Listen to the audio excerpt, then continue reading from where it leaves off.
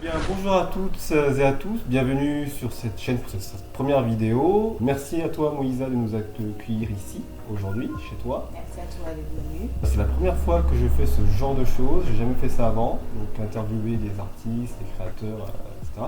Et pour ton cas justement, jeune écrivaine en herbe. Est-ce que tu peux te présenter à nous? Oui, bien sûr. Alors, je m'appelle Moïsa, j'ai 21 ans et puis je suis actuellement étudiante en design d'espace.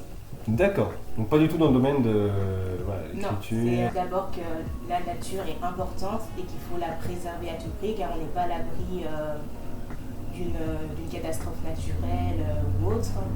Et que voilà, et puis je reprends des sujets d'actualité, donc que ce soit des guerres ou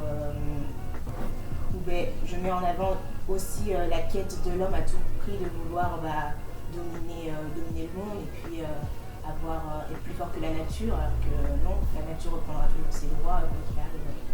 C'est marrant que tu dis ça dans un post-apocalyptique, ça veut dire qu'il y a eu un apocalypse.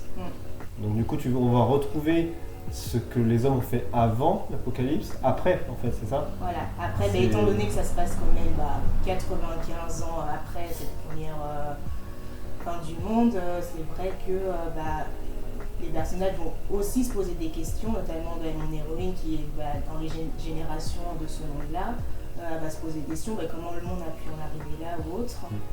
Voilà, c'est D'accord, un ah oui. cheminement. Parce que là, de ce que tu me dis, moi j'imagine tout de suite des bestioles un peu, tu vois, irradiées, enfin des monstres, etc. Est-ce qu'il y a un peu de fantaisiste dedans, avec des créatures? Alors, on va retrouver, oui, j'appelle ça des mutants. Ok. Voilà, donc suite à la terrible guerre qu'il y a eu, à une explosion nucléaire ou autre, différentes radiations ont formé des monstres, on va les appeler des mutants, avec une génétique modifiée. Donc ça a touché certains peuples humains et puis tous les autres êtres vivants, végétaux et animaux. Donc on va retrouver vraiment les conséquences de tous ces drames. D'accord, donc là tu nous parlais d'un tome 1. Ouais. Il va y en avoir plusieurs. Combien va-t-il y en avoir? Tu as procédé comme ça, et après, du coup, tu t'es dit qu'il fallait en faire d'autres tomes, ou c'est à la fin du tome 1 où tu dis tiens, une suite Non, il faut aller faire une suite parce que on va pouvoir qualifier ce premier tome comme la biographie de la saga. Ok. Voilà, ça va ok. vraiment vous aider, vous lecteurs, à comprendre le contexte, à comprendre ce qui va amener après à la suite de l'histoire. Ok, d'accord. Ah oui, donc c'est tout un procédé. Parce que j'aurais pu publier directement le tome 2, étant donné que c'est vraiment là où on est vraiment dans le cœur de l'action, où c'est vraiment là que va démarrer l'histoire, mais vous n'auriez pas du tout compris. D'accord, oui, Attends, c'est quoi ça? Ok. Pourquoi il se passe ça? Qui c'est ça? Voilà. Non, ce premier tome était quand même primordial pour vous aider à comprendre.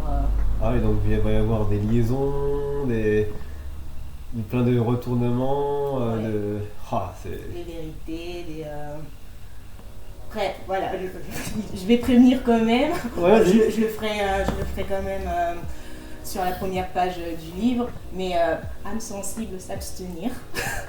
Voilà. Parce que voilà, il va pas y avoir non plus toujours des passages tout beaux, tout roses. Enfin, voilà, il va quand même y avoir pas mal de combats, pas mal de tueries aussi, mais après. D'où le message que tu voulais faire passer. Voilà. Après, si ceux qui connaissent un peu Vikings, Divergent, Game of Thrones, tout cet univers-là, vous ne serez pas choqués. Mais bon. C'est vrai que je préfère quand même prévenir. Être sensible. D'accord, c'est quand même dingue. Premier livre, tu fais déjà un truc déjà assez gros. Et comment ça s'est procédé, tout ce qui est technique maintenant, tu vois, écriture. Donc tu l'as écrit à la main, c'est ça, non, au début? C'était, étant donné que le premier tome, j'y suis depuis le lycée quand même. Quand même. Voilà, j'avais commencé sur mon bureau avec un cahier et puis un crayon. Étant donné que j'avais pas encore mon ordi portable, je l'ai vraiment eu une fois que j'ai commencé mes études supérieures. Mais après, non, je l'ai vraiment écrit que sur ordi. Parce D'accord. qu'après aussi, l'histoire a pris un tout autre tournant. Le début et puis le résultat maintenant, ça n'a rien à voir. D'accord, ah oui. Ah oui, ça a changé entre temps. Parce que Exactement. tu as grandi aussi, donc peut-être qu'il y a des trucs qui sont ajoutés. Oui, bien ok. sûr. Ah, et donc l'histoire évolue en fonction aussi de ce que tu. Tu vois, souvent on dit ça, on écrit un peu ce qu'on a vécu et on ressent des fois dans l'écriture que la personne s'y tient, c'est marrant qu'il ait écrit ça, il y en a qui l'a vécu quoi. Voilà. Ou un ressenti, c'est une Mm. manière de s'exprimer. Donc du coup tu as écrit voilà, sur l'ordi, après tu as envoyé ça à une personne pour vérifier peut-être. Au départ, j'étais partie pour utiliser la publication, l'édition traditionnelle, donc à trouver un éditeur pour après me faire éditer. Et voilà, j'ai commencé à envoyer quelques manuscrits, donc après soit c'était des retours négatifs ou pas de réponse du tout. Et ce qui fait que ça m'a amené à une grande pause dans l'écriture ou dans mes démarches. Voilà, je me suis plus consacrée à mon année d'études. Et après, entre-temps, il y a eu le tome 2 qui s'écrivait. Donc ça m'a remotivée pour refaire mes démarches. Mais après réflexion, je me suis tournée sur l'auto-édition. D'accord, parce que c'était plus intéressant l'auto-édition que on avait parlé un peu vite fait sur Instagram, que des fois les maisons d'édition, ça cher, et c'est un peu un pari parce que soit ça marche, donc du coup c'est remboursé, soit du coup donc c'est mieux l'auto-édition, donc tu utilises du coup Amazon, tu m'as dit. Voilà, et puis je vais voir si je peux en utiliser d'autres, mais voilà. Et D'accord. puis surtout, ce que j'aime dans l'auto-édition, c'est que tu restes maître de ton œuvre. Elle n'appartient qu'à toi, et puis... D'accord, ok.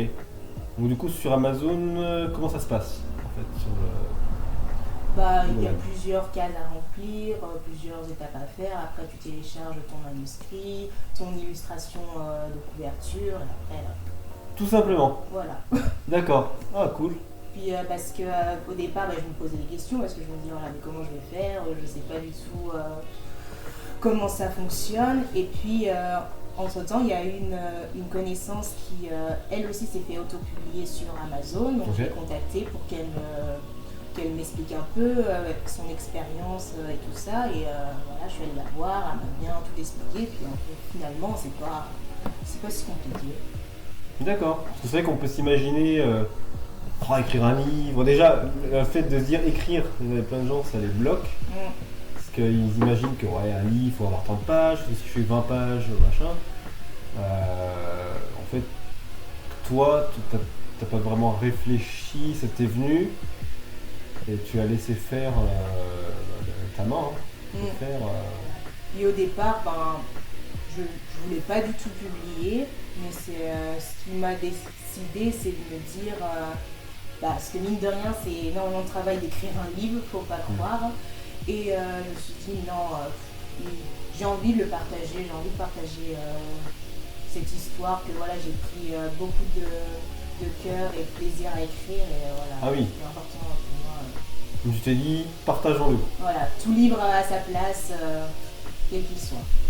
Bah oui, et puis je pense que des gens sont friands de ce genre de choses, futur, apocalyptique, etc. C'était vraiment intéressant. Ouais. Donc maintenant, on va passer à l'aspect un peu plus pour les personnes qui ont une idée, même un projet, que ce soit artistique ou quelque chose, et qui n'osent pas justement se lancer. Est-ce que tu aurais des conseils à leur donner? Parce que tu es très bien placé en fait pour ça, parce que tu viens de commencer. Donc quel a été ton ressenti? Est-ce que tu as eu... comment ça s'est passé? Quel a été... Voilà. Alors déjà, il faut se lancer, hein. C'est très important. Je pars du principe que voilà, on n'a qu'une vie, il faut la vivre à fond, et puis comme ça on pourra mourir sans avoir de regrets. C'est ce qu'il faut se dire. Alors après, les conseils que je pourrais donner, déjà je vais parler des difficultés que moi j'ai rencontrées, parce qu'après en fonction de chaque auteur, elles sont différentes. Alors la première qu'on est susceptible de rencontrer quand on écrit un livre, c'est bien entendu le trou d'inspiration, qui peut arriver à n'importe quel moment malheureusement. Donc voilà, je l'ai rencontré pas mal de fois, mais après, une fois qu'il a fait le vide, voilà, on s'est aéré la tête, il revient, ça peut, même un tout petit truc qu'on fait, après, ça peut le redéclencher, voilà, l'imagination revient dans tous les cas. Voilà. Qu'est-ce que... Ah oui, les fameux clichés qu'on retrouve énormément dans les différents genres, car chaque genre a son cliché, que ce soit la romance, du polar, la fantaisie ou autre. Donc faire attention de les traiter d'une façon différente, parce que souvent les lecteurs voilà, on a marre de toujours revoir ces clichés, de revoir toujours les mêmes clichés. Par exemple, on va prendre par exemple, le fameux triangle amoureux qui est repris énormément de fois. Après, c'est pas que c'est mal, mais c'est simplement que on en a marre de toujours voir le même. Par exemple, je sais pas, la petite fille modèle qui est prise du bad boy du lycée, mais qui commence à s'attacher à son meilleur ami parce qu'elle découvre que... c'est très bateau ça. Voilà, c'est des trucs qu'on retrouve beaucoup, c'est le genre de triangle amoureux qu'on retrouve énormément, comme par exemple la jeune mortelle qui était pris de son amour pour le vampire ou le loup-garou, ça aussi, celui-là, c'est Twilight, on en retrouve beaucoup trop. Et voilà, il y a toutes ces difficultés-là, mais voilà, moi, selon le retour de mon bêta-lecteur, j'ai réussi à m'en détacher et je suis contente. Ah oui, pas mal, donc c'est vraiment un truc original. Enfin, même si je traite des clichés, j'essaie de faire en sorte que ce ne soit pas toujours les mêmes, toujours très bateau, j'essaie vraiment de les traiter d'une manière différente. D'accord. Et comment gères-tu les difficultés quand t'es face à ce que tu fais? Quand tu as des fois des trous de mémoire, faut pas abandonner. Non, parce que non. Est-ce que tu as des techniques? Alors, comment moi j'arrive à gérer ça? Il faut laisser tomber quelques temps et après, je sais pas, faire quelque chose qu'on aime. Et après, ça revient. Par exemple, quand je regarde une série ou un film où c'est de l'action, de l'aventure, hop, ça va revenir. D'accord. Et donc, faut laisser en fait le cerveau, il fait les choses tout seul. D'accord, ok. Donc, dernière question, est-ce que tu aurais un seul adjectif pour son livre? Ah, ça va pas être simple. Eh bien, le seul adjectif que j'aurai, je le révèle en exclusivité, ce sera le titre de ma saga, donc Destinée. Ah oui. Surprise. D'accord, ok. Donc c'est le titre de la saga. Voilà. Ok. Destinée. Ah, ça veut tout dire. Ouais, ça veut tout dire. Et à la fois pas tout, parce que tu vois, post-apocalyptique, ça va être intéressant, je pense. Ça laisse la réflexion, mais après vous comprendrez vraiment le titre au cours de l'histoire, je pense, en fonction de l'évolution de mon héroïne, des autres personnages rencontrés, de l'histoire, de l'intrigue. Mais ce sera vraiment à la dernière phrase de la saga, du tome 5, que voilà, ce sera vraiment révélé pourquoi ce titre-là. Ah, et la fin, c'est le tome 5. Voilà. Avant, il n'y aura rien. Non. Ah, excellent. Merci à toi en tout cas, Moïsa. Merci à toi. Et puis, on a hâte. Moi aussi. Allez, salut.